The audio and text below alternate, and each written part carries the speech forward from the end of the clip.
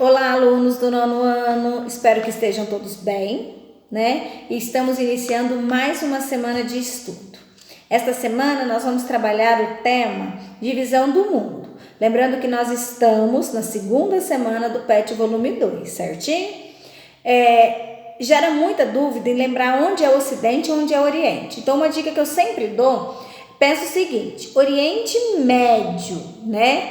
Então, o Oriente Médio é do meu lado direito no mapa. Então, é onde fica o Japão, onde fica a China.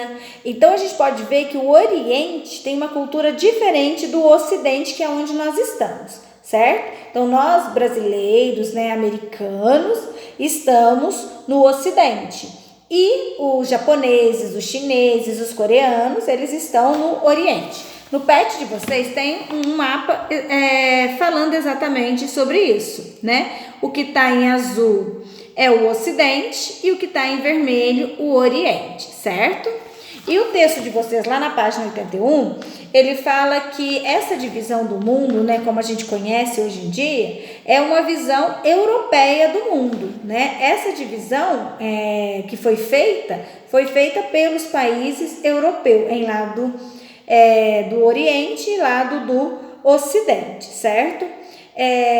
Para muitos pesquisadores, cientistas, né, essa explicação ocorreu no período do mundo em que estavam aí realizando o processo de colonização, certo?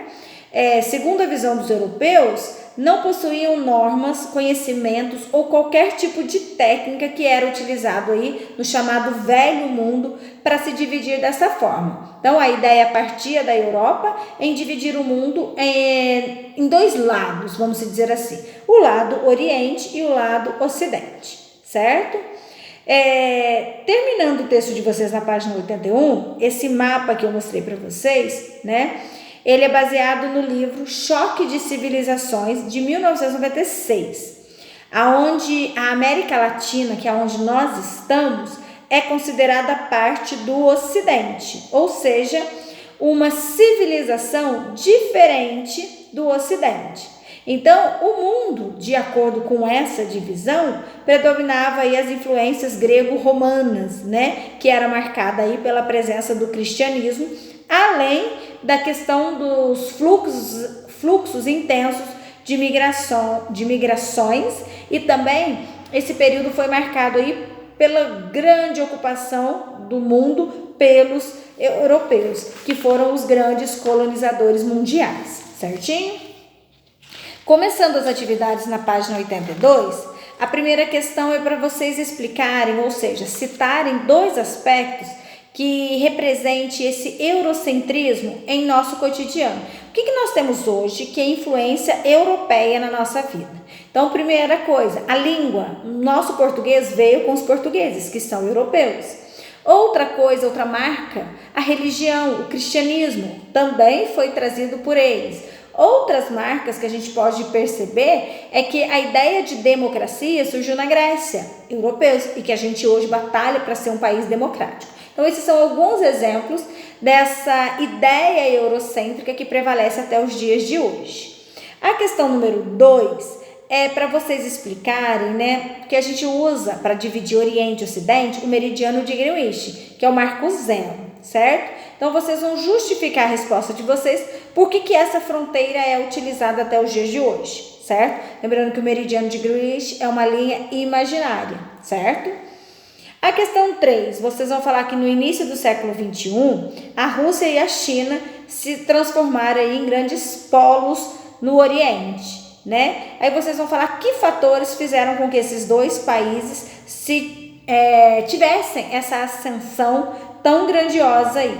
Então, lembre-se que a Rússia tem um poder bélico de armamentos muito grande, né? Um poder militar, e a China, ela tem investido bruscamente em questão de desenvolvimento industrial, né? E hoje ela tem se tornado uma grande potência mundial aí. Segundo os economistas, se a China continuar crescendo dessa forma, daqui 5, 10 anos no máximo, ela vai conseguir ultrapassar a economia dos Estados Unidos, certinho? A questão número 4, vocês vão colocar se as frases são verdadeiras ou falsas, de acordo com o que eu expliquei, com o que vocês leram no texto, falando sobre Oriente e Ocidente. E a última questão, vocês vão analisar este mapa aqui, né, que é o mundo ocidental. Então, vocês vão ver que tem uns países demarcados de azul e outros não. Então, vocês vão marcar a alternativa que melhor explica este mapa, falando sobre a ideia ocidental, certinho? Assim, nós terminamos a nossa semana.